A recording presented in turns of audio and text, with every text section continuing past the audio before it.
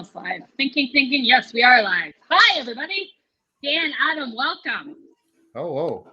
Welcome to another edition of Talking Saratoga. To be honest with you guys, I've lost track of what episode we're on.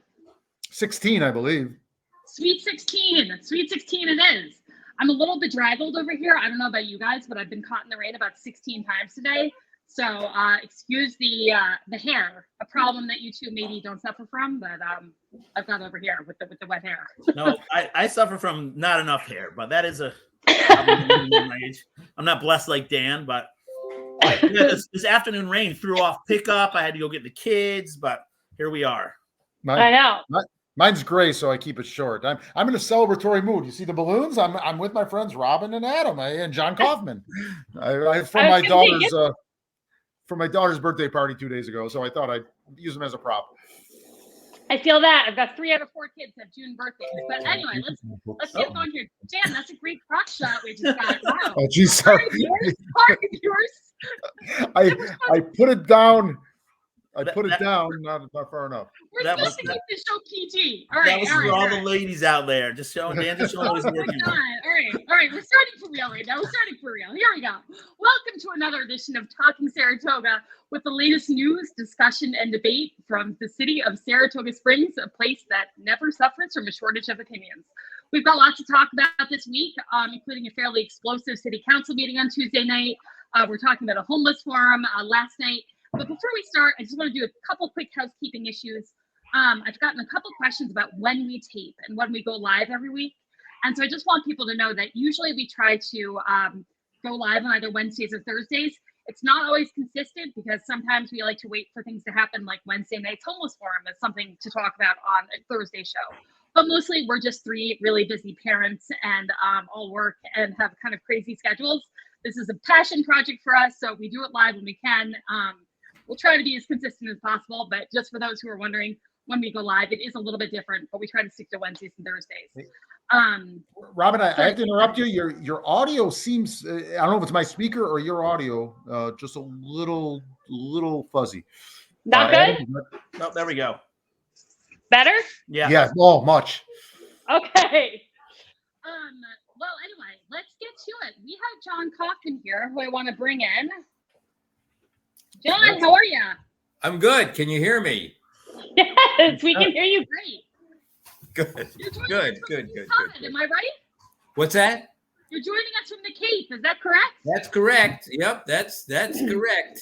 Good for you. Well, welcome. So Thank you. Listen, I know we want to get into the city council meeting this week because it was a little crazy. But before we do that, I'm still going to have us go around the room real quick, because there's been a little scuttlebutt here and there that this podcast is like a right-wing podcast or that we lean in one political direction or another. So I thought before we started this conversation, we could quickly go around the room and say, if we're comfortable, how we affiliate politically. I am a registered Democrat. Dan? Registered Republican, but not a fan of Donald Trump, not a fan of Elise Stefanik at all. You and I have talked about this, the Lincoln Republicans. I would classify myself as a George Pataki, George Bush person, maybe. Adam? Yeah, I'm a rhino. The Republican in name only. I'm actually not registered as Republican, but I will to vote in the primaries because I think primary voting is what's gonna kind of change the course. So you're gonna be registered nothing for a little while because you would have had to register a while back to vote in these primaries, sir. Just FYI. The presidential primaries? Oh, the primaries are this month, are they not? I'm talking the presidential primaries. Oh, okay. That's the one that I'm really concerned with. Okay. As a Republican. John Kaufman, how do you identify politically, sir? I'm a person of the left. A person of the left. Yeah, I'm not a member of any particular. I am a registered Working Families Party member, but I don't know. I'm not a member of pretty much anything. Whatever. Well, I think when it comes to city politics, we all are kind of city before party folks. And we talk about the city council and the actions of the city council, not through a partisan lens, but simply as what's best for Saratoga Springs. I know that's how I approach this. And I know that's really, run this podcast. Yeah, if I could just quickly say we are striving, and we got to deliver because we keep mentioning it. We are striving to get some ideological balance on here with our guests. So we will have some balance in the coming weeks. We need to. So if you're someone a Democrat or two, we'd like to have some on. Or if you disagree, disagree. If you disagree with us at all, come on. I think this is what makes us of an interesting podcast. And our last podcast got more than 4,000 views. So congratulations. Yes, it did. Guys. Yeah, that's awesome. It did. But I think it's a diverse, respectful conversation about issues at hand that affect our cities. That 99% of the people are in it for the right reasons. It's just they see things differently, and then human nature and social media causes them to explode, and it's not healthy. And we'll try to change that one respectful disagreement at a time. Yes. I'm also drinking the world's largest Diet Coke, which Matthew Taylor just pointed out in comments. Sorry about that, guys. It was the only one that Putnam had, so you're just gonna have to avert your eyes. But it was that kind of an afternoon. I needed a little caffeine jump. Yeah. Anyway, you should have pulled it off by this episode, sponsored by Coke. Coca-Cola, the soft drink. Anyhow, I think the thing that we're all here to talk about right off the gate is Tuesday night's city council meeting devolved into a bit of a slugfest. Primarily there was an agenda item on Ron Kim's agenda, the mayor's agenda, and the item was to move the director of risk and safety from the accounts department into the mayor's department. So a somewhat innocuous agenda item if you're not somebody who necessarily digs in and follows politics here locally. But John, do you want to talk a little bit about why this became such a contentious issue? Why this agenda item became so contentious? Sure. I have a couple of other items too that I'd like to talk about the board meeting. But starting with that, I think what's happening is that the mayor fundamentally doesn't really understand what's going on. Let's just talk a little bit about how the city insurance works. The city pays for a rider for insurance company to represent it in the event that it's sued. Okay, if the city pays a deductible for that suit, which is $25,000. At that point, the insurance company really takes on all the liability.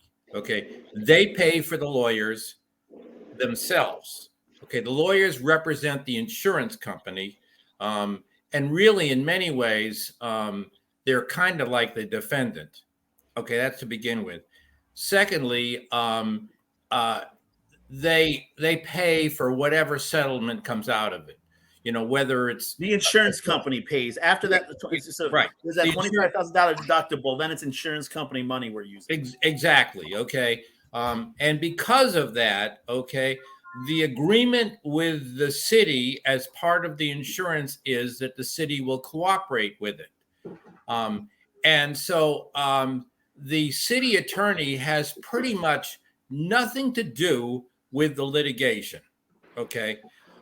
And one of the things that Kim said, which was very troubling, was he attacked Moran and Rivers for allegedly trying to negotiate an agreement with the insurance company in a meeting that they had. Okay.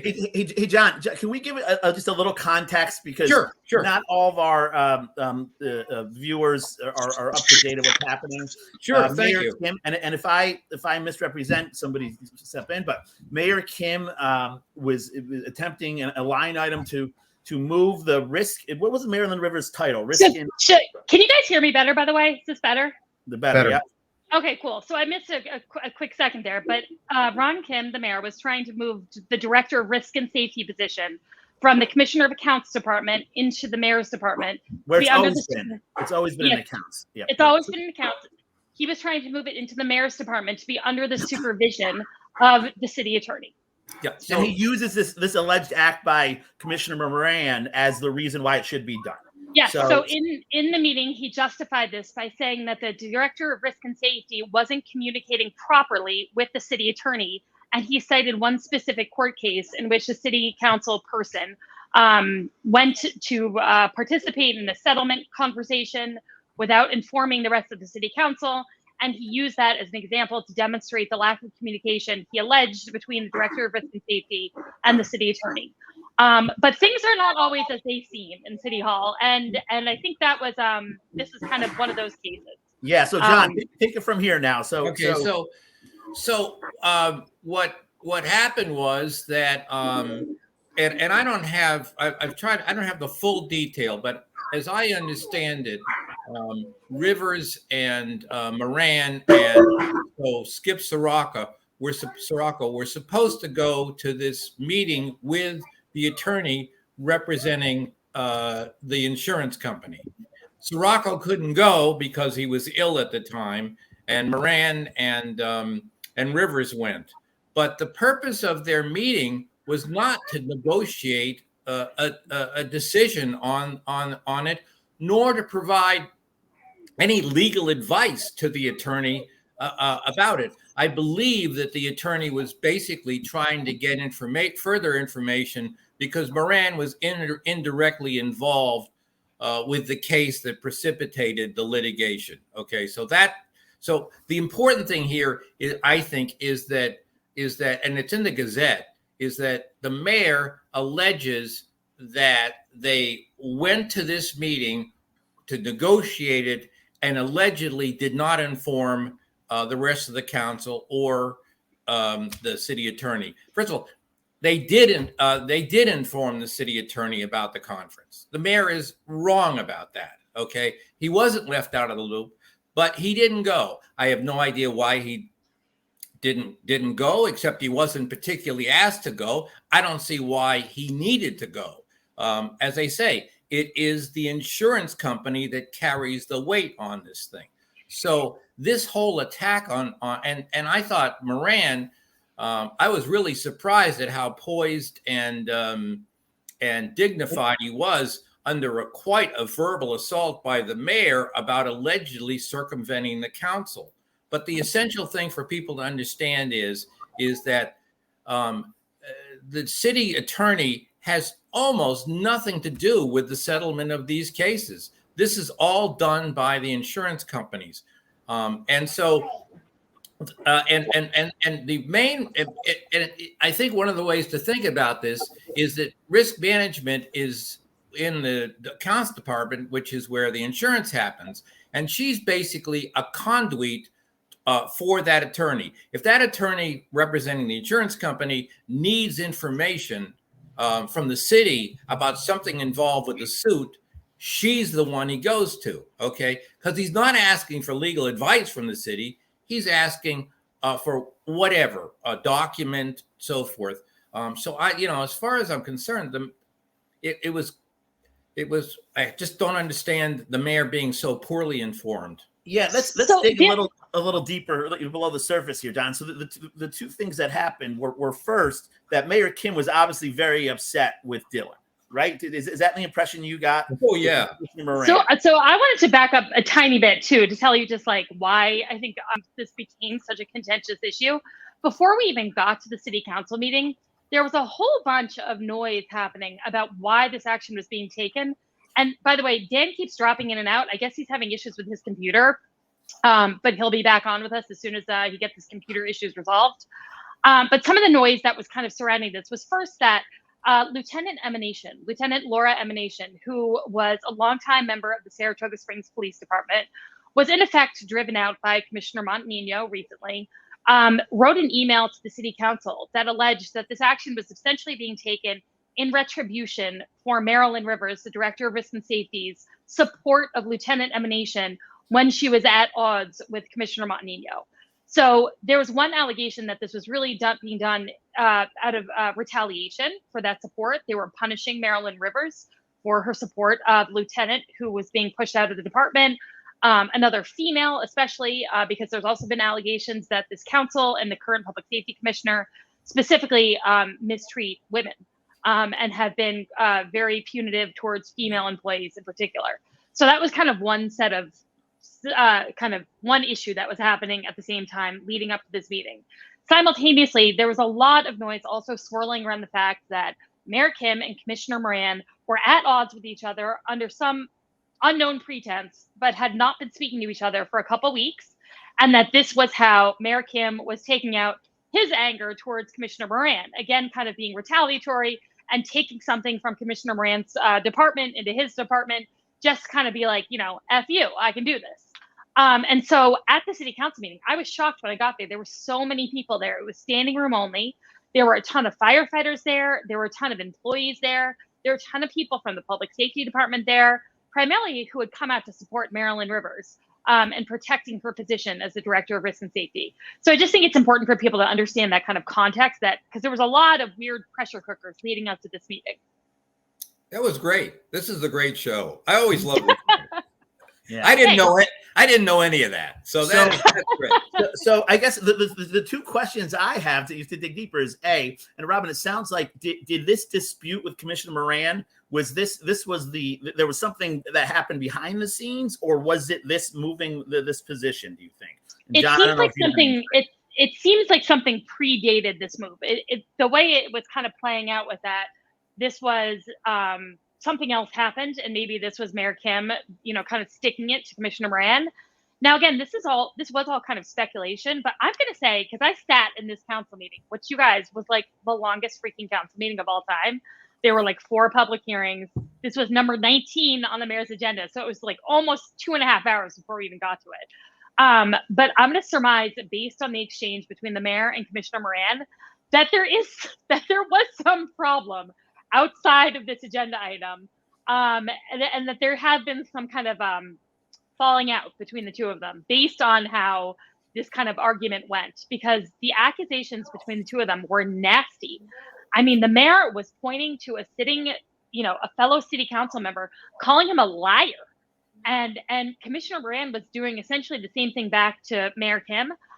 I have never been a fan of Dylan Moran. I think you guys know that probably from this podcast. I'm not the first person to speak up and speak positively of him.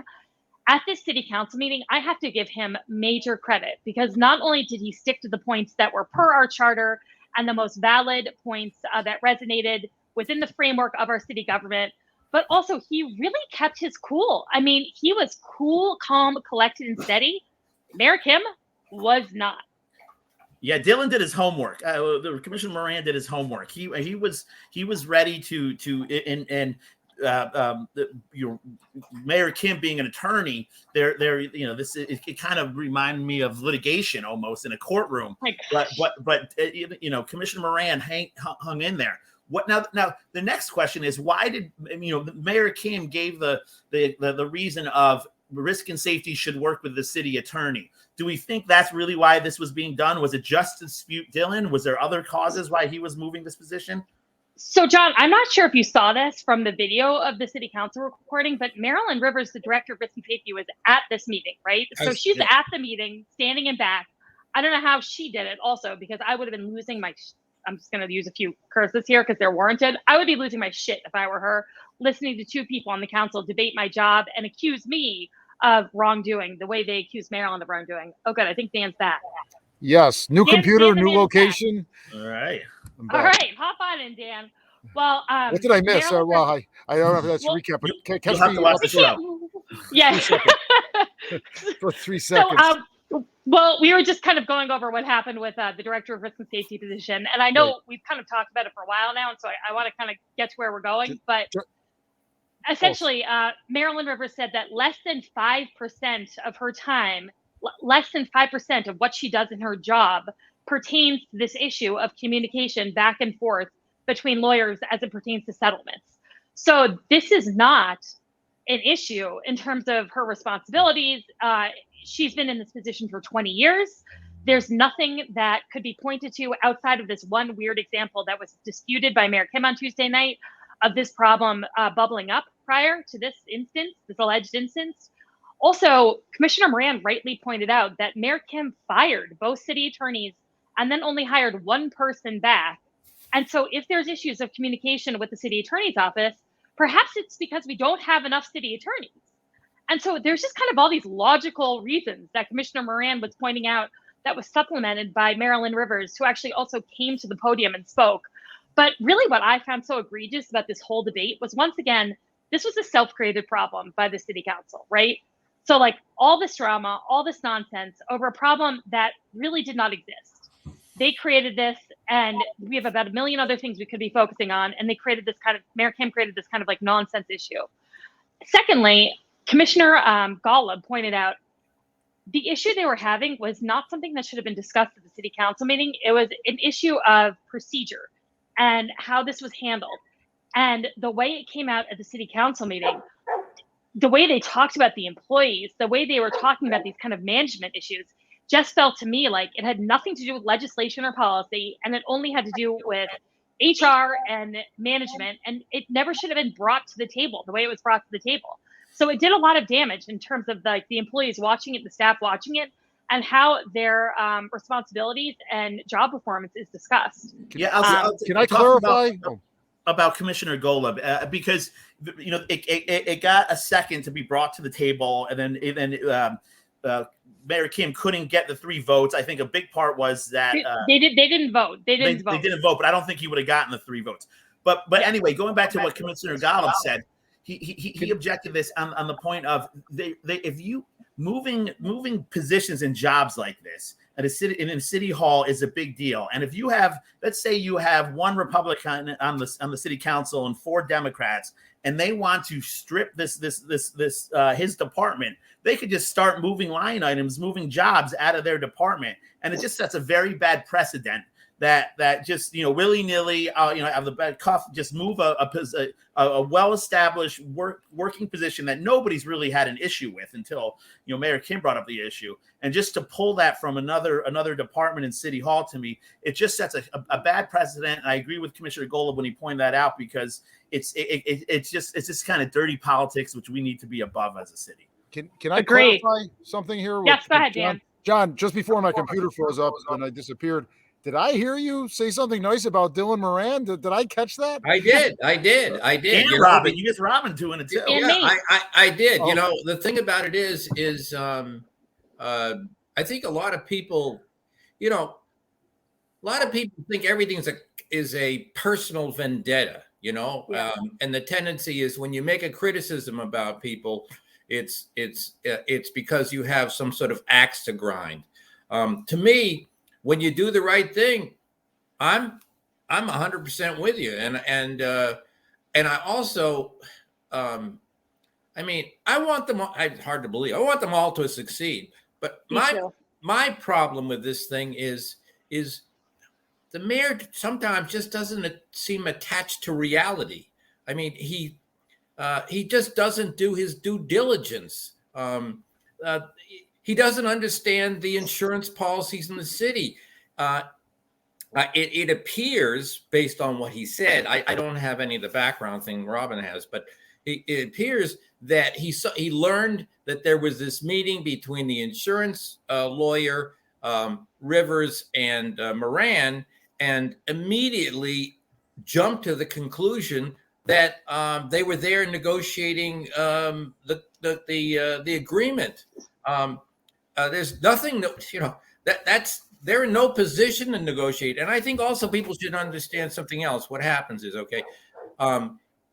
if the council under certain circumstances would have to vote to accept the agreement of the insurance company, I don't think they necessarily always have to. Okay, but here's what would happen, because Moran made it. I mean,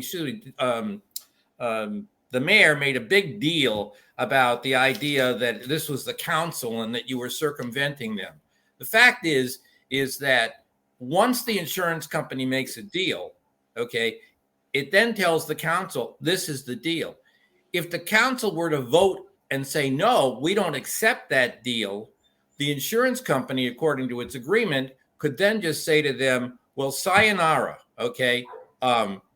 we're out of here. You hire your own lawyers to pursue this further. And if you lose whatever the case is, you pay for it. Yeah. The mayor is entirely out of touch. I just can't get over it. And the other thing is that Tony got these emails. Nothing. Tony Izzo being the city attorney. Yeah. Nothing was done behind anybody's back. And if the mayor did any due diligence to find out, well, was there any correspondence with the city attorney? He would have found out that there was. So I have a quick question, a quick clarification question for all of you.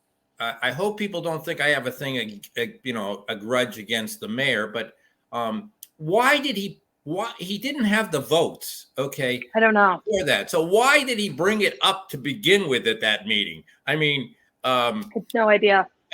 I'm assuming maybe he didn't even bother to talk to Golub. I don't know, but he needed 3 votes.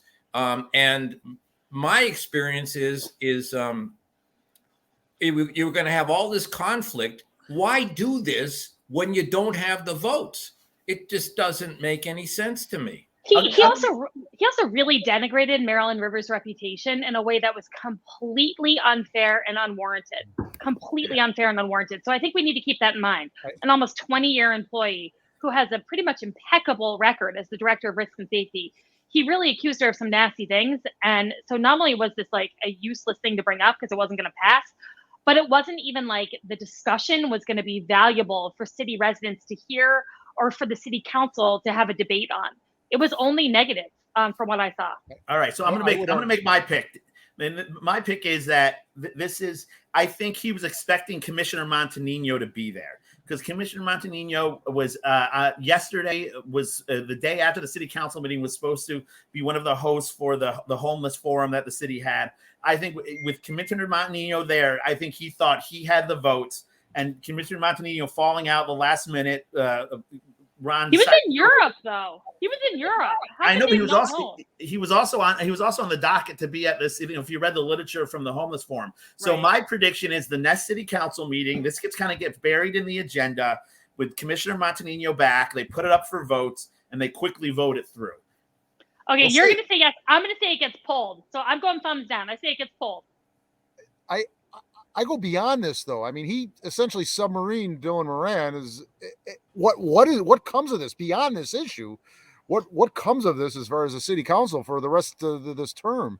That's what I'm wondering. John, I give you credit. Your blog, Saratoga Springs Politics, brought this out, and then the dailies followed you. I think you were the first one to bring this up, and I'm really bothered by this because I sort of cheer Ron on silently. I hope he does okay. And he had 2 good months. You're Not the one. great, just that other people made flubs that nobody paid attention to him. Now he keeps bringing himself back into the focus by making flubs. This feels like he submarined him, and it was bad politics. Yeah. Could I have 2 other issues? Can I bring those up? Yes, I was just going to say, let's move on because there was a few other things in the council meeting. So the next issue is his appointment of Susan Barden to be chair of the ethics board. Okay. Everybody complains about Albany and ethics, okay, and how traditionally Cuomo made these appointments that were too close to home. Okay. Susan Barden works for the mayor. Correct.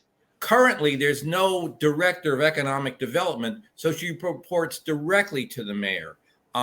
I think it's entirely inappropriate for him to appoint one of his staff to chair the ethics board. So I don't know what your guys' reaction to that is. I couldn't agree more. I couldn't agree more, John Kaufman. And it was one of those things that's going to get swept under the rug because he made 2 appointments, and you couldn't be more right. Dan, Adam, do you care to weigh in on that one? You have to agree with me, by the way. Well, it's hard not to in this case. John and you make good points. It's hardly a disinterested party. Yeah, agreed. Okay, so really quick, there were 2 people that were appointed to the ethics board. Something that I know I want to take a quick look into because I think it's important. I think it's good for people to know. The way the ethics panel is set up is that there could be no more than 1 person in any political party on the ethics panel. So you can only have 1 Republican, 1 Democrat, and so on and so forth. So I think it would be worth looking into just to make sure that the 2 appointments weren't of the same political party or kind of disrupt that balance. Because I think that's actually really important to maintain on any ethics panel. Let's go to the voter rolls. Stay tuned. Tune in next time. So my next point is that these meetings. This reminds me of when Joanne Yepsen was mayor. We should not have marathon meetings like this. It didn't. He didn't finish his agenda until almost 10 o'clock. He had two presentations that went on for like literally an hour and a half. When Meg Kelly was mayor, she would only allow two presentations for each meeting, and they had to be no longer than 10 minutes. Okay. Because, for the rest of us who want to watch our government operate and find out what's going on, I can't be sitting around for an hour and a half, waiting for this to happen. I don't think this is the way to run the meetings. So I'm interested. I also just want to point out too, I, for whatever reason, decided to go to the city council meeting. There was nowhere to sit, right? So in theory, you're standing there for 2.5 hours waiting for this one agenda item to come up. I couldn't do that. I live like 30 seconds away. So I was watching it live and I was shuttling back and forth. When I tried to get back into the building at 8:30, they have the doors locked automatically. And so if you just wanted to go see part of the meeting, that one vote, there's no way of getting into City Hall. And so you're effectively shut out of the council meeting. And I don't think that's a good look for the city. I also think it's just like absurd to have a meeting that goes on for like almost 5 hours or something, as long as it did. And it does make it like so challenging for regular people who want to, tune in for a particular vote or who have a comment that they want to make. All right. To lighten things up a little bit, what always gets me is some of these people who come out for public comment. So what about the duck guy? I remember so this guy came out and he wanted to keep ducks and wanted to feed ducks in Congress Park so we could eat the eggs. And he came back to this city council meeting talking about ducks again. And then he transitioned into something else. But some of these characters are characters. I have to give him props. That's Sam Brewer. He is a regular at city council meetings. And I will say I'm not someone who would ever dissuade someone from speaking up. And civic engagement is always a great thing. Sam Brewer was a regular. He was also the person in the audience who shouted out that a public forum or a public hearing might be worthwhile for this issue with the director of risk and safety. What I found to be interesting was that the second he shouted that out, Mayor Kim was like, "Oh, I guess we should do a forum." And then, Mayor Kim tried to pass a forum and asked for a second to vote on having a forum. He didn't get a second. It was like dead silence. And so there's not going to be a forum to be had. Sam is there. He's kind of a regular. And, I appreciate people coming and offering their feedback or comments. Yeah. Well, Dan, I'm just curious. What are your thoughts? We jumped a bunch of he hit the lighter issue. What about the ducks in Congress Park or what? No, I'm talking about the meeting going on. I mean, the meeting going on for 5 hours and having to wait an hour and a half before you get to the mayor's agenda. Yeah, I do like what you're talking about, Mayor Kelly's term. There's a lot of things I don't like about Mayor Kelly, to be honest with you. But I hear you. that is something that I much prefer. It limits access. It's almost a barrier, as Robin was pointing out. There's just so many barriers. If who can give up 4 hours to attend that, and or even online. So I thought you were going to bring up the Mike Brandy email issue, and man, I was ready to tangle with you on it. Okay, we can get there, but I have one more quick point about the city council meeting. Now, I missed this part, so it's a question for you guys. I have heard, but perhaps I'm incorrect, that there was a motion made by the Commissioner of Finance for the city to cover the cost of cupcakes and soap in her department, like cupcakes for when they're celebrating birthdays, I guess. Am I incorrect? Did I heard that? Did that not happen? Could someone clear it up for me? Because I really do want to know. Well, it happened, and I don't think it's legal. Okay, I don't think she wanted to set up a petty cash account. I don't think it's legal, but I think it also, when so we are paying for cupcakes. Well, apparently we may be, but let me just say that when one of the great things about Vince DeLeonardis when he was attorney, okay, is that most of these issues, these points went to him first. Right. Okay. And to check with him, is this stuff legal? Am I doing this right? I don't think this is happening. I mean, I don't think Manita bothered to check with Tony and find out, can I do this? And that's a major problem. And it's obvious that the mayor doesn't do that either. It's the problem with this council, the problems they're having, whether it's the mayor or individual council commissioners, is there's a couple no-brainer steps that they could take that are not huge, that would make a world of difference in how they're in both their duties, how they're handling their duties, and how the public perceives them. And they're going just the opposite direction. And Ron Kim's a removal of the two attorneys brought one back. I commended him for having a partial save, but he just had to he why he did that, I don't know. It caused him a lot of problems that, as you're pointing out, to this day. So let me get, before we go into the email, let me get one other point here. The mayor set a public hearing on section 103A of the state open meetings law. Okay, this is another one. I mean, that's a state law, okay, to begin with. So what are we having a public hearing for about a state law? Item one. Item two, there is no link to that item to the actual text of what he's talking about. I mean, if you're going to be calling it for a hearing, at least in the previous administration, when they'd set a hearing, you'd find out what the substance of it was. Okay, there is nothing. And I'm going to be putting the video up on my site. I'm going to be asking people if they can explain what the mayor was talking about, because then the mayor had this rambling thing about it. And maybe Robin, you understand it, but he had this rambling thing because it had to do with the fact that the governor's executive order allowing Zoom what's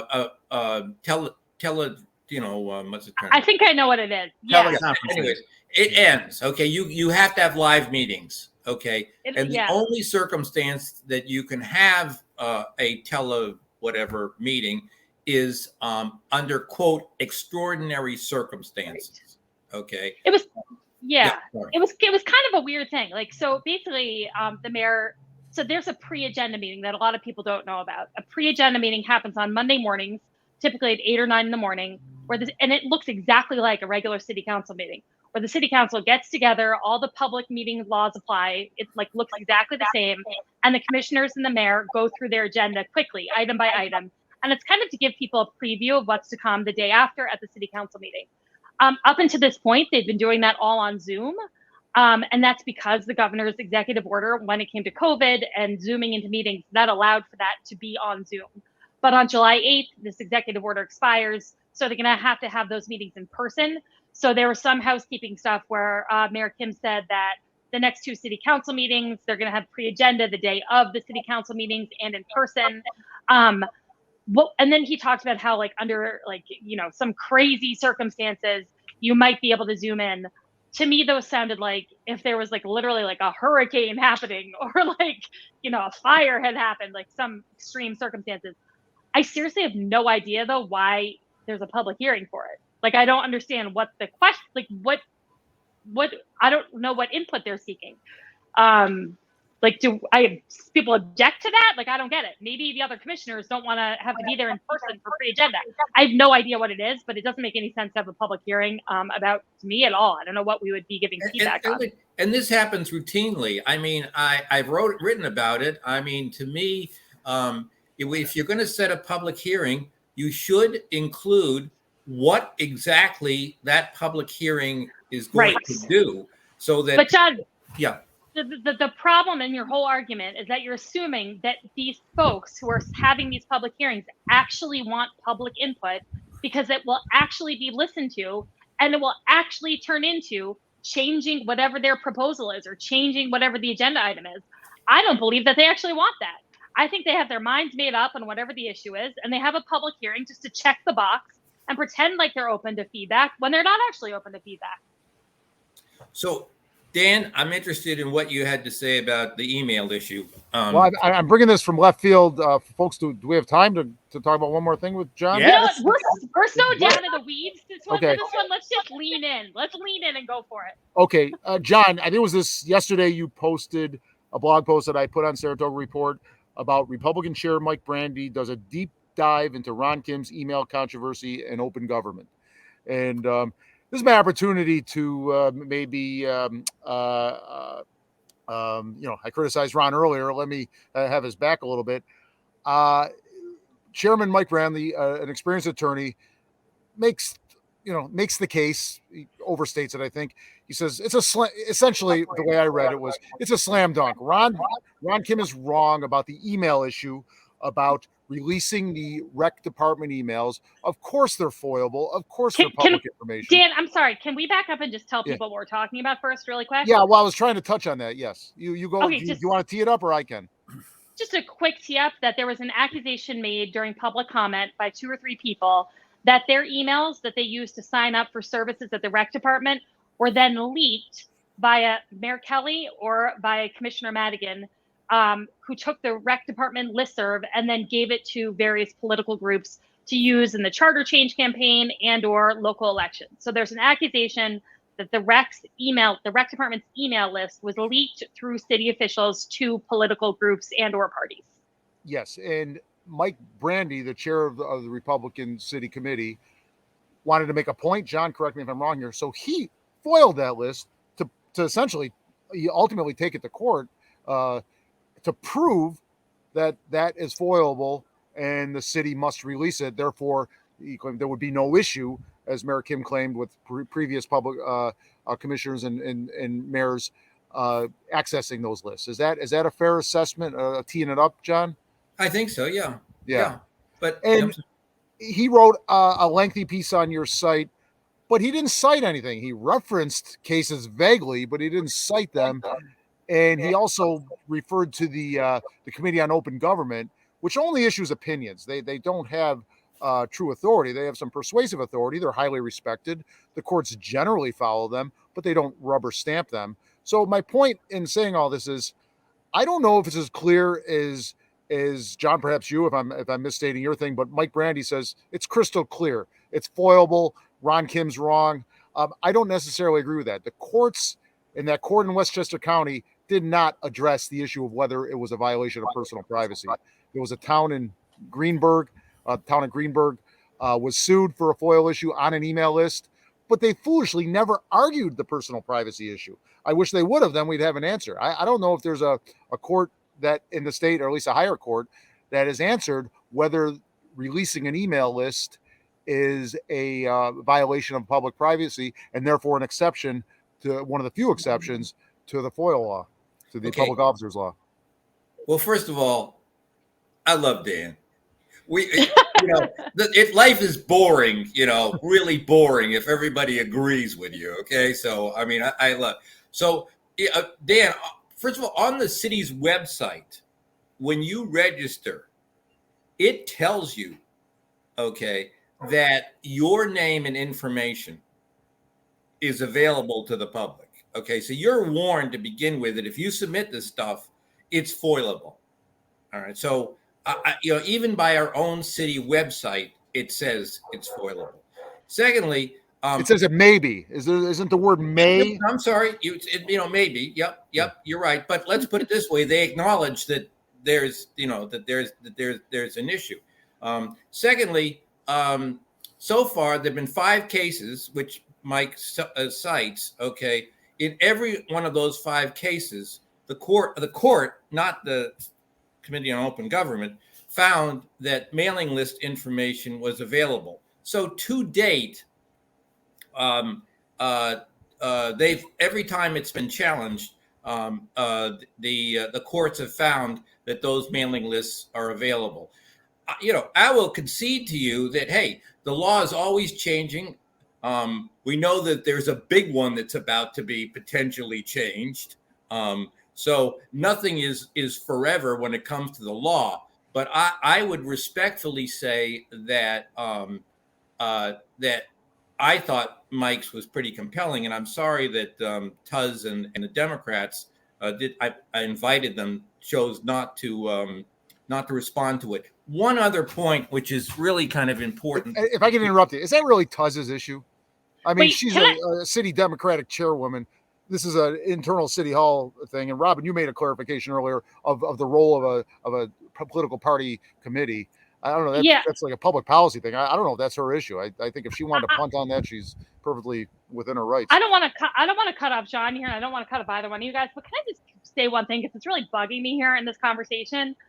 To me, I don't really care what the law says. I don't really care what the courts say. When I'm on the city council, to me, it's just wrong to go into the rec center, get their email list, and distribute it to anyone. Like, to me, that's just like a simple right versus wrong. I would never have done that. I wouldn't have considered doing that. I just think, like, fundamentally, like, my belly says that's wrong. Don't go into another department, take a list of emails that are people who are signing up for stuff at the rec center and give it to anyone. I just think it's wrong. That being said, I'm not sure these accusations are truthful. I think they're really politically motivated based on the people complaining and based on how this discussion has gone. I also think that the IT department in about 30 seconds could have figured out if this happened or if it did not happen. So I think this is all bullshit politics once again. But I just think that, like, generally speaking, you sign up for something at the rec center. I don't expect for a city council member to go then take my email address and give it to a political organization. I just don't. You know, I just think that's the wrong move. I agree. And if the accusations are true that they were given to school board candidates and used in the charter change, yeah, but I have a problem with that. But that being said, just because it's the wrong thing in my opinion to do doesn't make it legally right or wrong. And so, you know, if people have the legal means to, let me respond by just saying that that's a thoughtful response. You know, rather than rather than saying, you know, there was this leak and there was this impropriety and the rest of the stuff. You know, they need to be rigorous about this. I mean, I didn't address the issue of whether I thought it was good or bad, okay, right. and nor do I think did Brandy. We just pointed out the fact that of the history in terms of the law, and right. I think and that's why the point I was going to make. I occasionally get stuff, you know, directly from people in City Hall, okay, and I thought that one of the most important thing in Mike's piece, and I would offer this to the viewers of this, is FOIL is permissive in the sense that you could ask whoever at the city, I'd like this document, okay? They can, if they want, give you the document, okay? If they won't give you the document, we have a FOIL law that allows you, okay, to require them to give you the document. And the mayor's thing, which he said, was that they didn't FOIL. Neither of the people he was accusing had FOILed for those documents. Neither Michelle or May. Well, that's ridiculous. They don't. That's not the way that it works. You can disagree about whether they should have done it. That's right. Fine. But whether it's illegal or improper is an entire. And I think it's important to point out here, too, the only accusation that was made was that this email list was sent to Mayor Kelly's Gmail account. After what happened then is unknown. And so the connection was made, again, bringing this back to politics, was you had a local activist who it comes in. Just see who it was. It was Gordon Boyd, was the person I heard. She shows up and with this story in public comment at City Hall that, you know, his daughter-in-law gave his email to the rec center, and that's the only place she gave it, only to the rec center and to close friends. So that there, you know, vis-a-vis, there must be some impropriety here. It was just again. It was nuts, though. There's politics about an email. Who has only given their email address to their direct family members and nobody else? Wait a minute. Can we agree there's some smoke here? Can we agree there is some smoke here with that email list? Bullshit.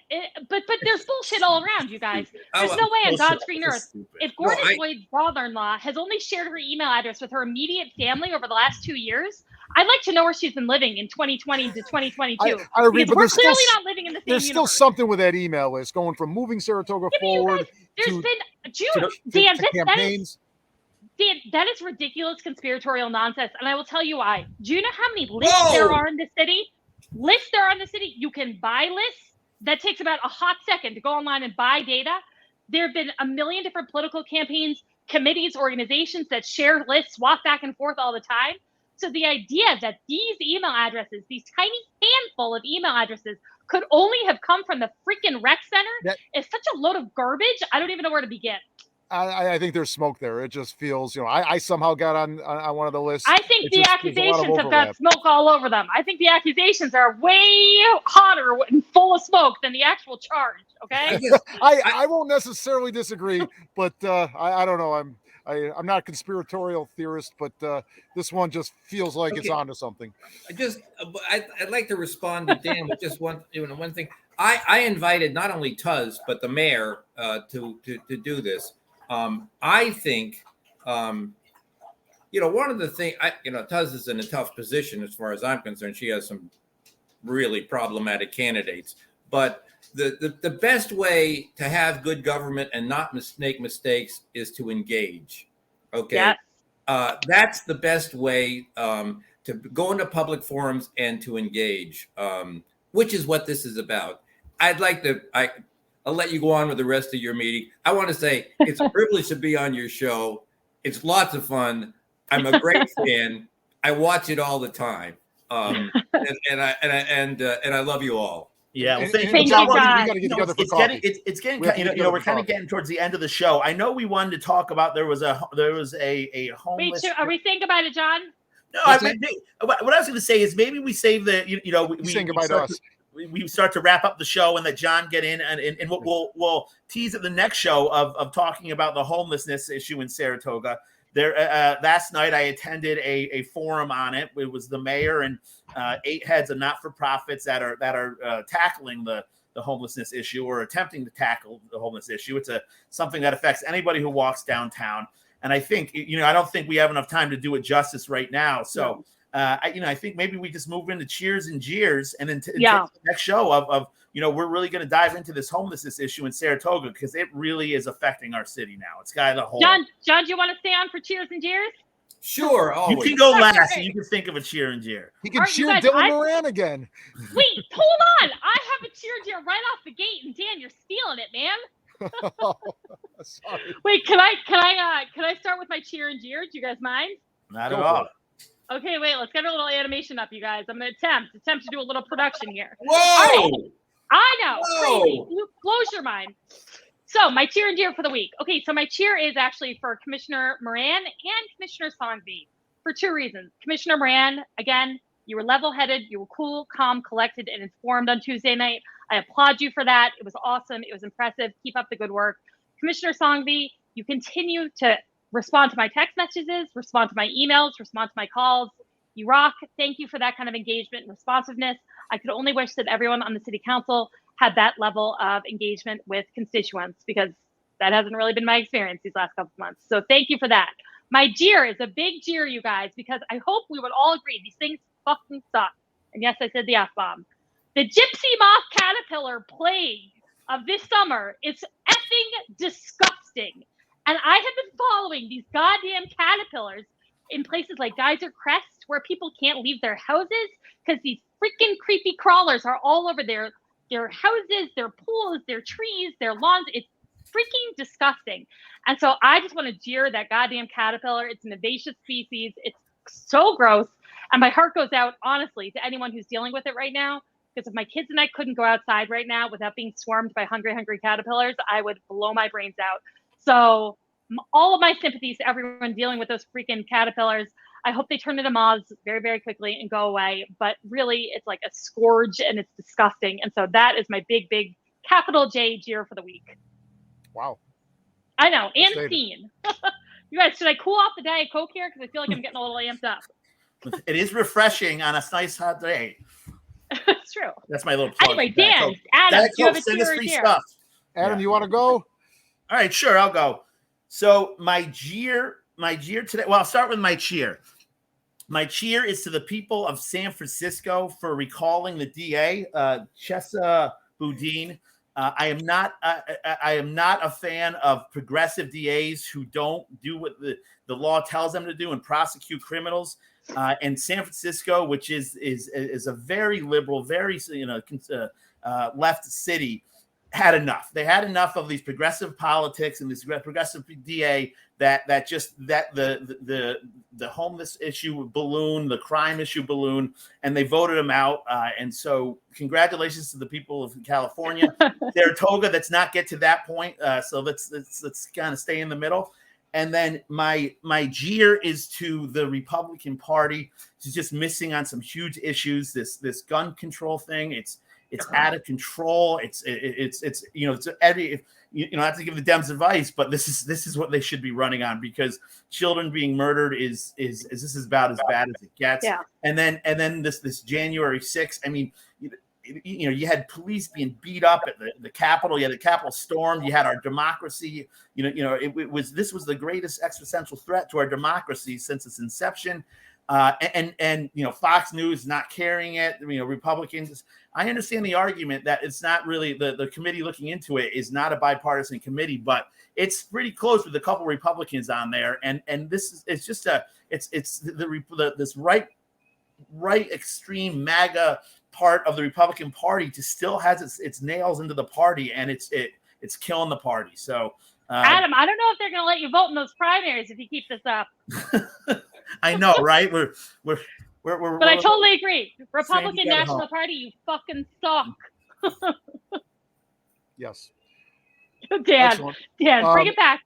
Bring hey, up the maturity level. I don't have anything political or of consequence, but what it's sort of personal to me. As you know, I'm a horse racing fan, a tiny bit of an owner.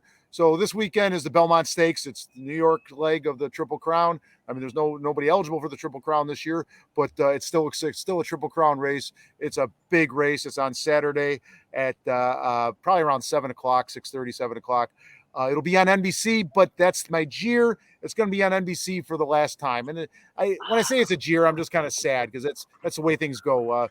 Networks bid on sports packages, and what Naira has going with Fox is a lot better. So it'll be on Fox in future years for the foreseeable future. But I think NBC, if you're a mild horse racing fan, watch NBC's coverage on Saturday of the Belmont Stakes. I think they do a terrific job. Some purists don't like it because they talk about fashion, but they're trying to attract new fans to the sports. And it is a dying sport, no matter what the numbers say, because for every Saratoga, there's 10 Finger Lakes. So a little bit of a cheer, a little bit of a jeer.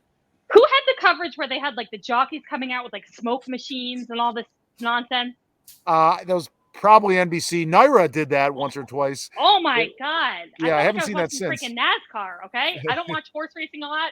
Not because I don't love it, but when I did see it on the national coverage, I was like, "Am I watching the WWF? Is this NASCAR or is this horse racing?" It was weird. Anyway, give them credit; they're thinking outside of the box. Got to attract new fans, young fans. All right, Mr. Kaufman, do you have a cheer and jeer you want to share with us? Yeah. Well, first of all, I'll go with Dylan Moran at the meeting. I really think that. The man deserves the credit. I mean, he did his homework, but more than that, he was extremely poised. I just felt that he deserves a lot of credit for the way he handled that situation.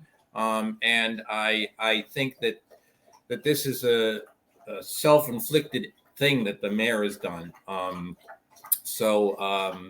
other thing is the jeer is this whole parking place craziness. The city has a right to 60 spaces in that parking lot. Okay. I'm in Saratoga Springs. If I wasn't in Saratoga Springs, I do a little self video for my site of walking, of how long and how difficult it is to walk from the city center parking lot to the city offices. A whole lot of people who work in America would give anything to have that short a walk from their car to go to their office. Okay. And then the fact that my understanding is that if you want to make a tollway zone, you have to do this through the council.